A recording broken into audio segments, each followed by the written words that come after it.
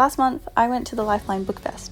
It's a huge secondhand book sale event that runs across Australia throughout the year, with proceeds going to the Lifeline charity. I walked into this one with some friends, and I had a list of books I was hoping to find already prepared, and I ended up walking out with about 15 books, which definitely set the new record for me. I definitely need to take a bigger bag next time, or maybe one of those bags on wheels. When I got there, my friends and I went into the $2.50 section and beelined for the fiction books. However, I quickly became overwhelmed by the giant selection of mass market paperbacks and promptly gave up on my list. There was just tables upon tables of fiction books, all labelled paperbacks. And I honestly still don't know how to navigate that section. I think maybe it needs a day of its own. If you've got tips, let me know in the comments below.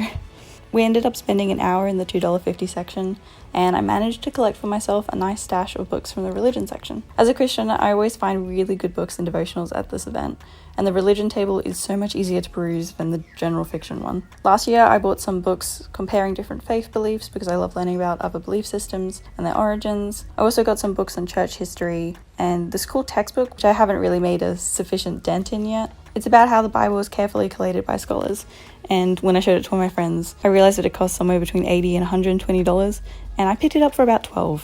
Definitely a steal. This year, I found some commentaries on Hebrews and Romans, which are two of my favourite New Testament books. Since the books are kind of falling apart, I'm sure that means they'll be good. I also got one on the last books of the Bible, 1 and 2 John, Jude, and Revelations. This advanced Bible history book also looked really interesting, as I'm trying to understand more about the culture, history, and philosophy of biblical times. I also found a stack of these adorable little books containing the book of John set out like a story, so I took 3 of those home. My friends and I have enjoyed some food from the cafe up the back of the convention centre, which I think we were all quite surprised by. For some reason, to be honest, I expected to be disappointed by this cafe, because it is in the back corner of a convention centre, but no, it was actually really good.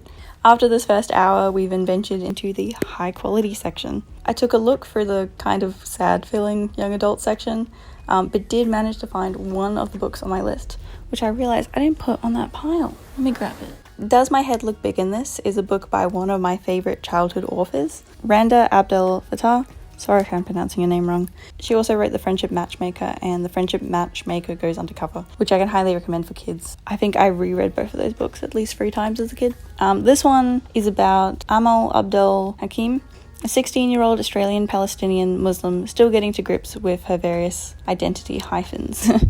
The first few pages and the back sound really enjoyable, engaging, and fun, so I think this is going to be a really fun read. I think it was published in like 2004 or something, reprinted 2005. First published 2005 by Pan Macmillan Australia, reprinted 2005. Good job, Branda, you got reprint and a copy for me to pick up. I also actually saw this exact copy in a Big W once and was like, oh, I need to buy that next time I see it. And then I never saw it again. And that wasn't very long ago, so this book is definitely still around and I'm very excited to read it. So then again, in the high quality section, I found myself at the religion section again, where I collected another stack of books. Most of those ones you can see there.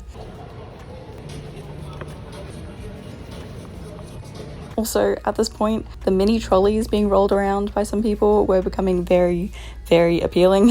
I ended up grabbing one of these trolleys for my friends and I to put our bags and books on. Well, after struggling with detaching it from the trolley in front of it and being very aware a lot of eyes were watching me. It was also not a mini one, and I immediately felt bad about taking up so much space in the aisles, which were larger this year, and I didn't really have a problem, and thankfully the small crowds around the religion section are always full of lovely people who give you warm smiles when they see you struggling to heave your trolley around them.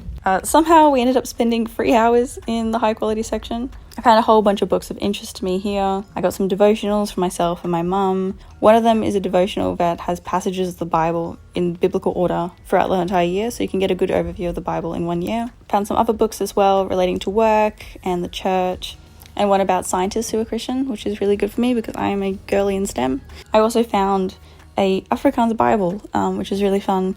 I think a kid had it last. It's all highlighted pink around the edges. It was also only $5.